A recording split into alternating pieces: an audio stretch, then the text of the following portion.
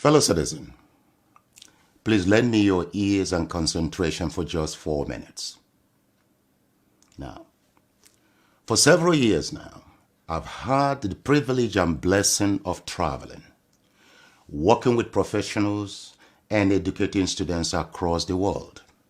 UK, China, Singapore, Malaysia, South Africa, Greece, and counting. However, ever so often, I engage in soul-searching thoughts on Africa, Nigeria, our homeland, and the black race in general.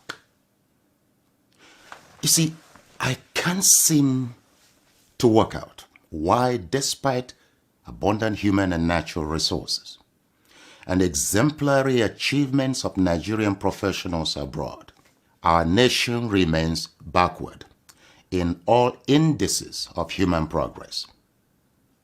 Look, recently, a 1988 statement by William Botha of the apartheid South Africa challenged me to tears. Now, he said, black people cannot rule themselves because they don't have the brain and mental capacity to govern a society. You give them guns, they'll kill themselves. Give them power, they will loot the treasury. Give them independence and democracy, they will use it to promote tribalism, ethnicity, bigotry, hatred, killings, and wars. Now, fellow citizen, let me challenge you. Have you, your leaders, or government proved this racist South African wrong since the statement in 1988? Think about that. You see, we are the only race that is ready and willing to sacrifice meritocracy, national development and progress, to favor protection of tribal and religious loyalty, despite the recycling consequences before us since independence. Take a look at the literacy rate of Nigeria. At 62% national average for adults in general, and 65.1% for young adults of 15 to 24. One expects informed national decisions with positive national impacts on, for example, the quality of the elected national leaders. Not really in our case. We are not moved by the economic and security realities and human suffering in our nation. We are not moved by the quality of our leaders or how and why the black man is being ridiculed worldwide, providing our tribe, political party, or religion controls political power. That's shameful. Even our highly educated professionals and media outlets, North and South, keep a blind eye to the realities of the Nigerian state for tribal, religious, and personal enrichment considerations. Yet, we wonder why our nation remains the poverty capital of the world. Yet, we wonder why the black race is increasingly undervalued and humiliated across the world. Who did this to us? Who did this to us? Do you ever ask this question?